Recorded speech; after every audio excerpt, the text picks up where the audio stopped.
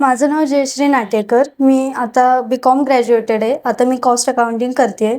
मी MSCITचा course complete केला आहे. इरा computer सेंटरमधूनच मी माझा कोर्स कंप्लीट केला आहे. त्याच्यामध्ये मला वर्ड, एक्सेल, पॉवर पॉईंट आणि आउटलुकबद्दल माहिती भेटली.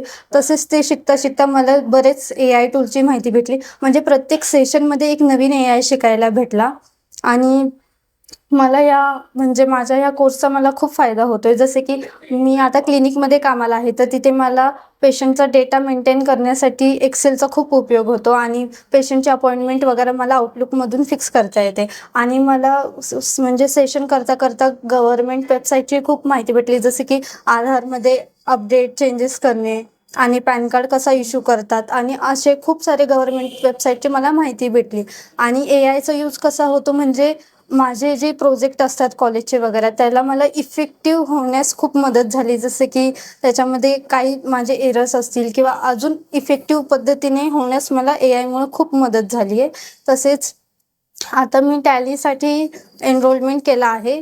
आता मी जे कोर्स करते कॉस्ट अकाउंटिंग, त्याच्यामध्ये मला इंटर्नशिपला टॅलीचा खूप उपयोग होणार आहे. तर त्याच्यामध्ये मला GST भरता येईल, अकाउंटिंगचा डेटा मेंटेन करता येईल. तर त्यासाठी मी आता टॅली शिकते. मी MSCIT शिकताना बरेच नवीन AI टूल्स शिकले. जसे की ChatGPT झालं, जेमिनाई झाला, आपलं परप्लेक्सिटी झालं, तसंच कॅनवा आणि डिओलिंगो आणि भाषिणी सारखे वेगवेगळ्या ॲपचीही माहिती घेतली. जसे की कॅनवामध्ये आपल्याला इफेक्टिव्ह टेम्पलेट्स मिळतात, ज्याच्याने आपली डिझाईन वगैरे इम्प्रूव्ह होतात.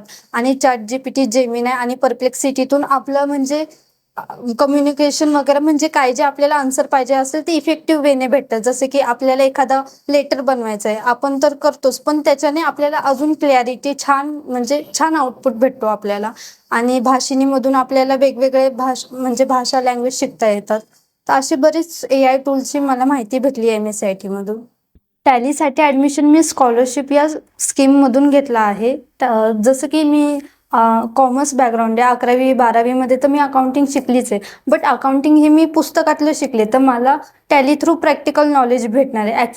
ॲक्च्युअली टॅली कसं वर्क करतं, कसं त्याच्यामध्ये रेकॉर्ड मेंटेन करतं, कसं प्रॉफिट अँड लॉस स्टेटमेंट निघतो, कसं बॅलन्स शीट टॅली होते. तर हे सगळं मला प्रॅक्टिकल थ्रूच कळणार आहे, जे मला टॅली थ्रू शिकायला भेटणार आहे. आणि जसं की मी सांगितलं, मी कॉस्ट अकाउंटिंगची प्रिपरेशन करते, तर मला इंटर्नशिपमध्ये GSTचा खूप मोठा उपयोग होणार आहे. जसं की GST रिटर्नसाठी त्याच्यामध्ये मला TDS, TCS शिकता येणार आहे. त्याच्यामध्ये जॉब कॉस्टिंगचा पण एक नवीन ऑप्शन अवेलेबल आहे आपल्याला.